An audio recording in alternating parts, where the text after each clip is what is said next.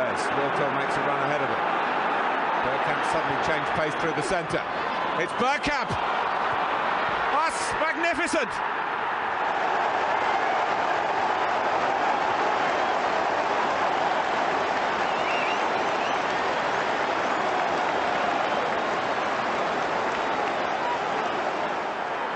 The move, and then this, which left Dabi's ass totally stranded. Hello, welcome to Bergkamp Wonderland. Yet again, guest number 15 on the Predictions League thing. This time we've got someone who wears two hats. One is as a comedian, and the other one is as a famous Arsenal podcaster who was first found on Tom's podcast, the wonderful Tom Canton, but he's with us this afternoon. It's Jasi. You're right, mate. How you doing? Yeah, good, thanks, man. 15th guest, you know how to make a fella feel special. Appreciate it. Thanks for having me on, though. Yeah, it's nice to be back. It's been a little while there. So far out of, there's about 13 people at ABW in various groups. I've only had 2 of them on. Oh, no, I've had 3 of them on. And so, yeah, it's just, and they keep getting back to me. I say, you can have this slot, and they write a day, get back to me and go, yeah, I'll have that slot. I go, well, that went a day and a half ago. How about this one? And then it'll take a day to get back to me. And then poor old Chris, I can't get him on at all because he's the bloke is an enigma. We were talking, we're both massive fans of comedy. And then you do a bit of decent stand-up comedy, don't you? And you're going to be busy in the next couple of weeks. You want to tell the boys and girls at home what you do, where you're going to be? Yeah, exciting times. I'm going up to the Edinburgh Comedy Fringe Festival. So doing a run of a 1-hour show every night for 2 weeks from the 14th to the 27th. So if you're going to be in Edinburgh or if you're around Scotland, you want to make the trip down. I mean, the Fringe Festival is amazing anyway, but our show's going to be the best one there. It's at the Cocktail Mafia in Edinburgh Newtown from 11:30 to 12:30. But yeah, if you want to catch us on, we do a lot of, so I'm with like a comedy trio down here. There's 3 of us. It's called IC3.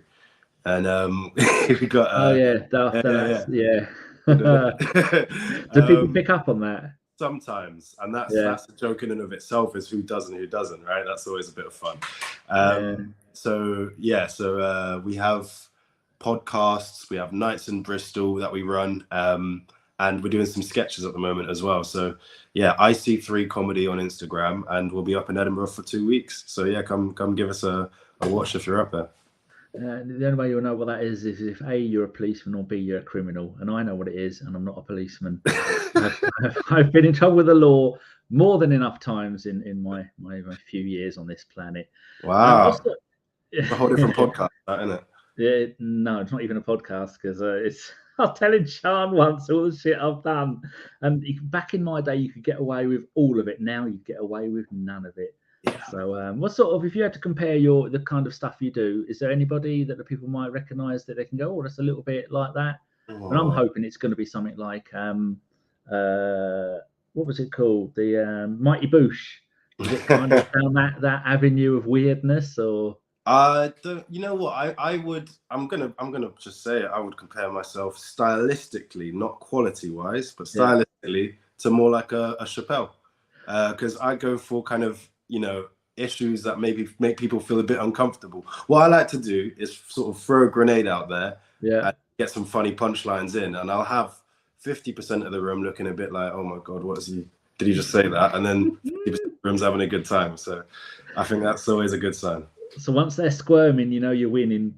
Yeah, exactly. If you ever come anywhere near Cambridge, let me know, and I will come, and I'll bring some of my friends with me, and they will. The more you embarrass people, the more it is funny. It is nothing will cracked me up more than when before he went all left wingy was with the Scottish comedian with the ginger beard. What's his name?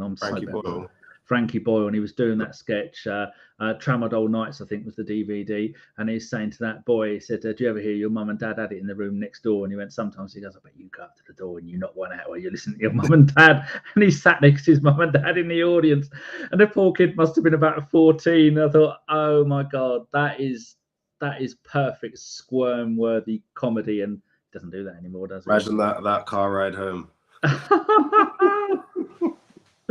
Oh, magnificent. Mr. Waffles says he's a little bit too sensitive. No, he's not. He's a very broad-minded individual. He'd cry. Well, you're going to be on soon, aren't you, David? So we can listen to some George Carlin together.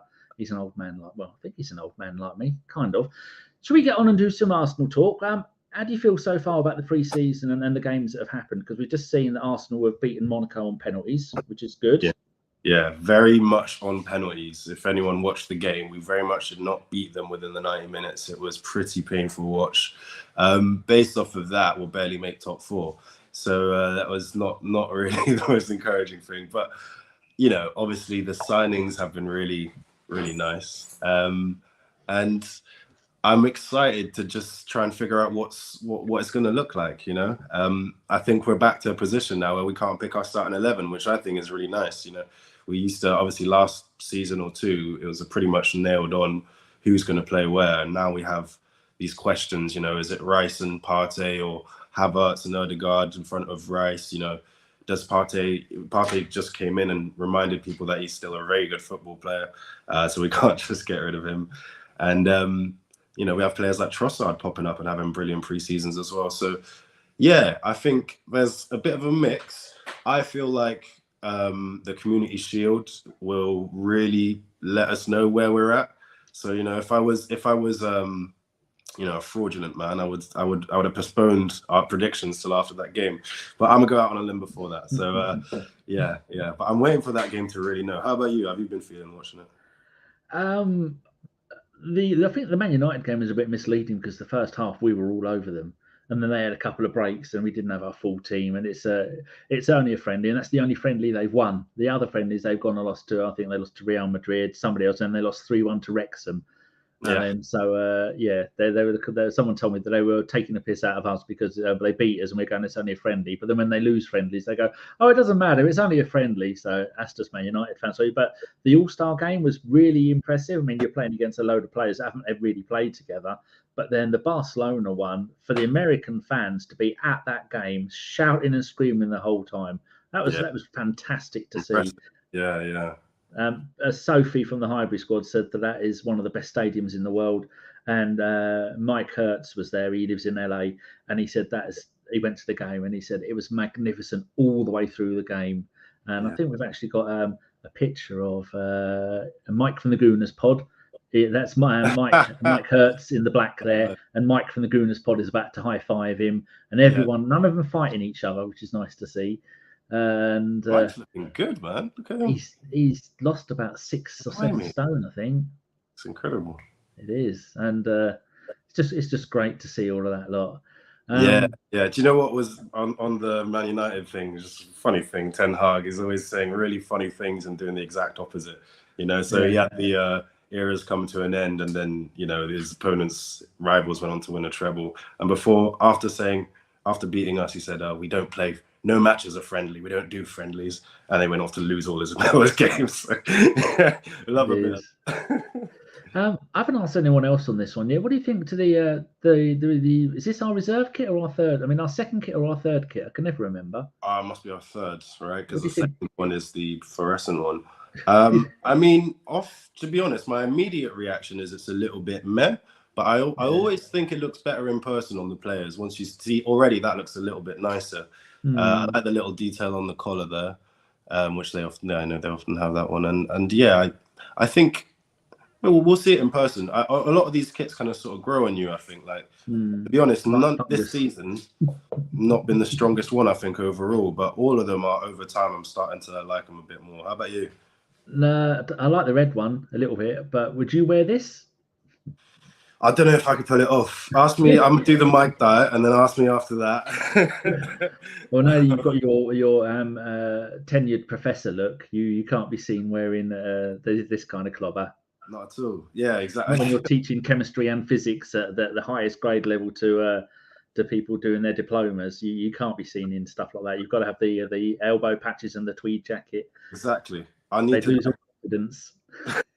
I wear these to look smart. The football kit would just completely ruin it. It'd absolutely ruin it. Right, let's do let's get some predictions up. Share the screen, get this one here and share it. There we are. Got your actually I can change that. Jasi. There we go. Jasi, that's my comedy, my performance name, and then French Goon is my handle on Twitter. If anyone. Good. There you go. So Premier League winner. What are you going to go for there? Okay. First of all, can I ask? Is there anything on the line? Is there a prize? No. Okay, good. Just your own honour. Okay, good. All right. In that case, I'm going for Arsenal. Hey, nothing wrong with that. If there was money on the line, I would have probably gone with City, to be perfectly honest. Yeah. Just 'cause, I think the beauty is we're going to probably challenge for the next 5 years or so, in my opinion, with the young kind of core we have. But whether or not we're ready quite this season. But yeah, since nothing is on the line, it's definitely Arsenal. Yes. Did you hear the rumours that Jasi is going to be out for about up to 10 weeks? He's got a bit of an injury. I heard he had a knee injury and it was a precautionary thing to drop him out of the lineup. I hadn't heard 10 weeks. That's really concerning, if that's the case. Yeah, Fergus was saying that Fergus said he heard it somewhere, but nothing has been confirmed yet. But if we didn't have Jesus, do you think Havertz would be able to play it up front? Because he struggled with Chelsea, didn't he, doing a kind of Giroud up front? But in Germany, he is a very far forward player, isn't he? Or do you think we'd have to get somebody in? Because Eddie is not the answer, is it? I would put Trossard in over Eddie up front. Firstly, that would be my first port of call. And I think in a perfect world, we sell Balogun and Eddie, and we get another striker in. I reckon, because I don't, like you said, I don't think we can rely on Eddie to win a title for us up front. So yeah, maybe you look at the Vlahovic situation. You look for an opportunity in the market, but Jesus out for 10 weeks is concerning if that's true. So top goal scorer for Arsenal, all competitions. What are you thinking? I've gone with Odegaard. Be a little bit. You've picked one that I'm going to have to go and cut and paste from Wikipedia because I've got no chance of being able to spell it. I've got it for you if you want. It's O-D-E-E. No, I made that up. Why are you thinking it's going to be him? Well, how many did he get last season? Was it 15? I don't know because I'm on this. I think he got 15, and I've got a little hunch that 15. Yeah, so only one less than Saka. Yeah, and Saka's on penalties. Yeah, and I don't know. There's a bit of a feeling out there in the zeitgeist that Saka misses another penalty, someone else might have to step up and start taking them. And I think Odegaard, he's got lovely technique. I don't see why he couldn't be that person. So I think if he does end up on penalties, then he could easily get more than 15 this season. Yeah, Mr. Waffles agrees with you there, and Loki says Martinelli up front. That's also a call. Option. Phil Mack has been on the crack again, and Mbappe on loan. Yeah. Brilliant.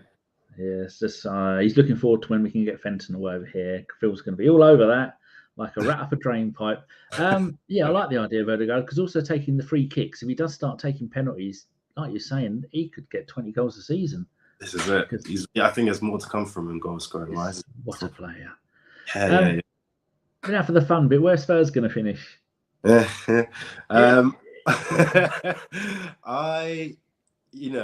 battling between 8th and 9th. So because I reckon Brighton are having a decent season, mate. Yeah. And we're already assuming there's about 6 other teams that are 6 or 7 other ones, right? So I'll put them in. I'll go 9th. Okay, no. Okie dokie. So it's easy. That's another cut and paste. And what are you going to go for the FA Cup? FA Cup winner. I'll go with Arsenal. Ooh, going to do the double. Lovely jubbly. Oh, wait. I've said that we're winning the league already. Are you changing it now? Nope. No. Stick with it. Okay. Nothing on the line. It is. Thing is, we are capable of winning these competitions, and we've got a decent squad, so let's go. Yeah. I mean, I've got this little thing that I bring up every now and then. This is our reserve squad. That's not too bad, is it? Yeah. You've got Nketiah as well. You can swap in for Balak, Marquinhos. Not too bad at all. And if we get the Brentford goalkeeper, whose name I was forgotten. David Raya. I was thinking De Gea. Yeah. Raya, put him in there. And also, don't play Balogun, play Havertz in that rough kind of position. that team would finish top 10 in the Premier League all day long. I completely agree. I was about to say that. That's definitely a top half of the table team. Brilliant. So who are you going to give the League Cup to? We've got 5 have said Villa, 5 have said City, 2 Liverpool and 2 Arsenal. I'll go Newcastle. Oh, I give them the FA Cup in my one. Go on, what's your reason for that? Do you think they're going to struggle with the Champions League as well? I think they might. Yeah, they will probably struggle with the Champions League. I reckon they'll probably drop off in the league. But I think they're going to try and go for some silverware this season. So I don't know what other sort of silverware I could really see them get. Maybe the FA Cup, like you said, but they went almost all the way last season and they were cup tied with the keeper. I think that could have made a difference. They sort of imploded. So, you add in Tonali and who else did they get recently? They've made some decent looking signings. I reckon they could win that. I mean, we've done our first leg of the double, the Emirates Cup. When we're in the Charity Shield, that's the double done for us, the early season double. Yeah. So that's 2 more trophies that Spurs haven't won and aren't going to win it ever. So that's looking good for us. How about the Champions League? Is that something we can go far in, or are you deluded like I am and putting us down to win it? Danny, I've got us down to win it. I've got us down to win it. Reason being. There's nothing on the line, A, and B, I do. So here's the thing. I don't, like I said, my real gut is, I honestly think we'd probably be more likely to win the Champions League than the Premier League. Yeah. I think we'll struggle a bit in the league to beat City, but I think on our day, if City's the only team that we're really struggling to beat. I think any other team in Europe we can deal with. City and Real Madrid maybe are the 2 that I would say we're not favourites. But in pretty much any other team, I fancy our chances. So, yeah, I think we go far. I think we go deep, and I'm gonna stick with my guns. I reckon we're winning it.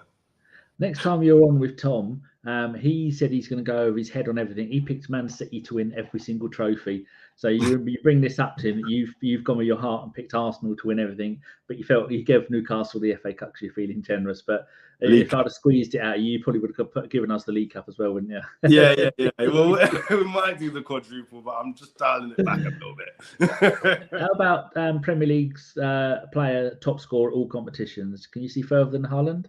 Wait, all competitions? Yes. Well, do you know what? Has to be playing in the Premier League, a Premier League player though. Yeah, it's difficult, but I think logically, I kind of have to say Odegaard if we're winning the treble, and he's our top scorer. I mean, and not just Arsenal players, any Premier League. No, player. I know, but I'm saying if Arsenal are winning the treble. Oh, of course, if they're winning the treble, it'll be a 50-goal a season. He's got to get a few, hasn't he? But then Haaland would have to get injured. So honestly, it's Haaland. But for the sake of it, Odegaard's going there. Excellent. And I at least you haven't gone Nkunku, which. Who said Nkunku? Mike McDonald, he's a blogger.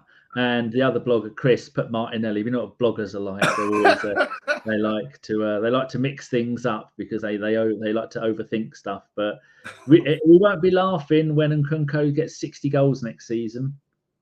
Yeah. Well, gosh. How about go on. I was going to say Nkunku's getting top scorer, but Chelsea. Oh, so he put Chelsea winning the FA Cup or something? Has Chelsea won anything in his FA Cup? Yeah, FA Cup. Okay, yeah, all right. Okay. But he also put Spurs as 13th. So, what are you going to go for winners of the Championship? I reckon Leicester. Yeah, that's gathering a bit of speed there now. I picked Leicester. Yeah, they're still a Premier League team. That's the thing about them. Yeah, exactly. I think there's too much quality in there for them to not if they don't, then it's a pretty I don't know what that says about either their decline or the increasing quality of the Championship, but they'd have to. I think they should win it. They should do. I mean, they've brought in a couple of decent centre backs in Harry Winks and the one Connor Cody. So those two are no strangers to elbowing people in the face to do a bit of defending. And they've got a couple of other ex-Premier League players, and they'll be all right in that league. Yeah. First manager to get sacked. Who you got? I've gone with David Moyes. Yeah, that's the most common one so far. Why is that? Yeah, I just think he's already. I suppose he won them the Conference League, but a lot of the fans have been upset with him for a while. And with Declan Rice leaving and them I don't know what sort of business they've really done to sort of fix that hole in their team. I think someone's probably going to get scapegoated, and I don't see why it wouldn't be him, you know. And I think West Ham will probably struggle a little bit next season, and I can't see him lasting too much longer. Yes, indeed. Yeah, that's if West Ham want to go places, they're not going to go places with him as manager, because he is an old-fashioned British manager, and they are they're not in at the moment. The thing is, ex-young players, people that are in their 40s, that's the future for most clubs in the Premier League, unless you're going to attract one of the real famous managers. But I don't think Mourinho or any of that lot are ever going to go to West Ham. So, well, you've seen what they've done anyway in the league recently. You know, the Mourinhos, the Contes. The game has just sort of moved on from that. You're right. So yeah, it's more about, you know, you saw someone like De Zerbi coming along. You know, you get these exciting young coaches who play incredible attacking football, and you see what you can do with young talent rather than getting a Moyes in and just sort of just playing old school football. It's not really going to get you anywhere. No, it doesn't. The future is evolving and changing, and it's a young man's game.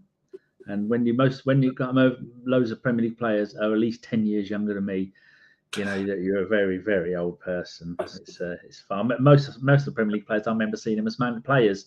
I even remember David Moyes as a player. Yeah. Right, that's it. We're all done. Again, remind the boys and girls where they can find you and what you'll be doing. Yeah, so I'll be up in Edinburgh for 2 weeks doing a 2-week run of our comedy show, an hour every night from the 14th to the 27th. So find us on Instagram. So it's the letter I, the letter C, the number 3 comedy, IC3 comedy on Instagram. And we'll be at the Cocktail Mafia bar at Newtown in Edinburgh for that time frame at 11 at night. But yeah, follow us on the ground. Yeah, exactly. Yeah, we'll catch them when they're coming out of the Frankie Boyles. We'll be like, "Yeah, what? You want more film?" Yeah. Have you got good line for hecklers if you get any? I love hecklers. You know, I used to do a few roast battles and whatnot, so I don't have lines. I'll just talk to them. You know what I mean? And you'll expose something immediately. They're never the smartest. You just disarm them with confusing them. Going, "Oh, all right. What else have you got to say?" And they'll have nothing to say. The key is you get someone else in the crowd, because usually a heckler will annoy the rest of the crowd, and then someone in the crowd will start having a pop at them. And if you get a good laugh out of that, you know, everyone wins. So yeah, that's my thing. Excellent. Well, if you've got any of your stuff on YouTube or any of your skits anywhere that people can go and watch. We'll be uploading some sketches on our Instagram, but I've taken quite a few of my videos down off YouTube as I got a new job. So we up doing some sketches at the moment though, which are with a producer from Channel 4, so they're edited really nicely it's going to be almost like a mini sort of web series, as it were. So yeah, give us a follow, and we'll be putting out some podcast, sketch, and stand-up content. Excellent. Well, if you ever do anything, you ever tweet anything, just include the ABW @ and then I'll make sure that I retweet it. And I'd like to see some of that a lot, because I think you're going to be funny. Thank you, man. Make me smile, which is good. Thanks, Ray. Yeah, I'll make sure I bombard your mentions. Hold on, you broke up then. Say that again. I said I'll make sure I bombard your mentions. Thank you. Do that. Lovely. Right, that's it. Thank you very much, everybody. We will be back at 9 o'clock with our very own Femi. And then after that, we've got a Leeds fan at 10. And then at 11 o'clock, we've got Glenn from New York coming on, rambling nonsense. And I'll have no idea what he's talking about, because he'll be too busy getting angry at stuff. So that's it. We're all done. See you in 32 minutes. All the tests to do now say thank you very much, Jasi. You've been wonderful. Yeah, thanks, Danny. Thanks, everyone, for watching. Appreciate it. And you'll come back and join us again during the season. Yes, please. Yeah. Lovely. Right then, here comes the outro. As soon as I scored that goal, I was fucking livid. You damn dog. Splendid business. He nearly caught the bloody thing. What are you talking about? So I've just eaten a full quiche. Well, you don't often see them at it. So when you see them in the supermarket, they need to be swagged, microwaved immediately, and get the brown sauce on and bosh, Bob's your uncle.